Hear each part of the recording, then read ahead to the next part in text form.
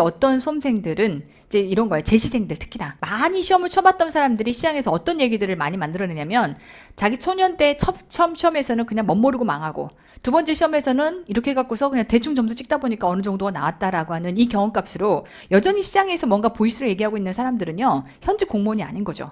현직 공무원은 일하느라 바쁘다. 근데 지금 여기서 떨어져 갖고 잔류한 사람들 중에서 어떻게 보면 회계학 시험을 초시 때 치러봤고 제시 때 2번, 3번 치러봤던 사람들이 대충 이 정도 하니까 80점이 나오더라라고 하는 그 경험치 가지고 야, 기출만 하면 돼 라는 설익은 얘기를 하거든요.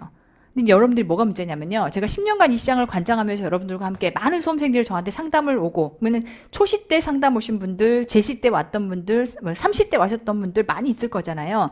그럼 이제 수험생의 멘탈 어떻게 움직이냐면 말 그대로 4-5문제가 응용 문제면 선생님 냉정하게 이거 맞으려 용 쓰지 말고요, 딱 15개 정도만 딱 맞으면 되는 거 아닌가요? 그럼 75점 정도 맞추면 합격인 거니까 이 정도 하면 되지 않을까요? 그렇죠, 이론상으로는 그래요.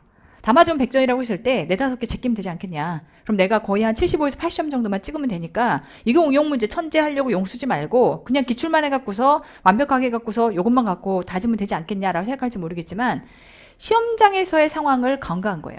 시험장에 갔을 때 이런 거죠. 국어영어 한국사는 문제가 이제 쉽게 나오는 추세예요. 그리고 여러분들 대부분 문제 풀다가 다 풀만해. 그리고 못해도 12년간 들어봤던 거라 찍어 푸는 데 있어서 아주 막막하진 않아. 근데 이제 회계는 만약에 여러분들이 문제를 딱 봤는데 4-5개가 전혀 본 적 없는 문제가 나왔다. 일단 기가 질려요. 기가 질려서 내가 알고 있는 것들도 헷갈리기 시작해요. 그리고 스스로 이제 패배감이 이렇게 쫙 올라와요. 망했다. 이번 시험 망했다. 내가 오정하고 원망스러울 수도 있고, 공부하는 네가 원망스러울 수도 있고, 시험장 안에 패배감이 딱 올라오는 순간 시험에서 기싸움에서 지게 돼요. 그럼 이제 어떻게 되느냐? 계산이 안 돼요.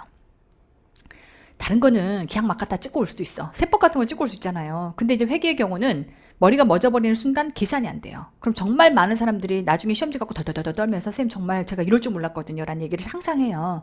그러다 보니까 보통 그렇게 따지면 이 정도 점수가 나와야 되는데 이건 정말 많은, 제가 수험생들과 상담했던 통계값이에요. 이 점수가 나와야 맞는데도 불구하고 4-5개를 본인이 대비하지 않았던 형태의 유형이 출제가 되는 순간 점수가 40점대로, 심지어는 정말 멘탈이 확 나가버리면 꽈락 나와요. 회계는 꽈락 났어요 라고 얘기를 하거든요. 근데 항상 그런 얘기가 떠요. 회계는 꽈락 났어요.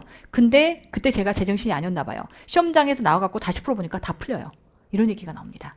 그러니까 뭐가 문제냐면, 대비를 하는 것도 중요하지만 시험장에서 100분 안에 5과목을 어떻게 여러분들이 관장해서 보느냐, 내가 그런 것들을 볼 때 어떻게 허둥지둥하느냐라는 경험값도 굉장히 중요하거든요. 근데 우리 초시생은 어쨌건 처음 시험을 치른다라고 하게 되면 그런 걸 경험해 본 적이 없기 때문에 과감히 내려놔도 된다는 생각이 안 들어요.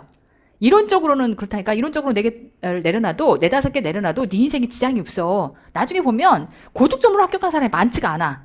다 턱걸이 갖고 합격하고, 어떻게 보면 4-5개 틀려도 70점, 심지어는 회계가 60점에도 합격한 인간들도 있어. 근데 시험장에서 그 생각이 안 든다고요. 내가 백날 얘기를 해도. 그럼 뭐가 중요하냐? 준비를 하고 들어가야 되는 거죠.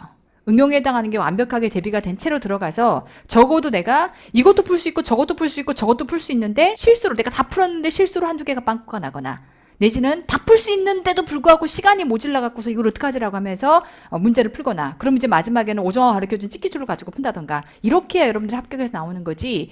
4-5개는 몰라도 된다 그랬어. 내가 범위 제꼈으니까 까짓 거 쿨하게 오케이. 이런 문제는 나는 공부 안 한 거니까 제껴도 돼 라는 생각이 절대 안 든다는 거예요. 그래서 보통 조금만 어려워도 회계학 시험이 정말 헬이었다라고 막 나오면서 눈물 짓고 나오는 이유가 이런 부분 때문에 그럽니다. 아시겠죠?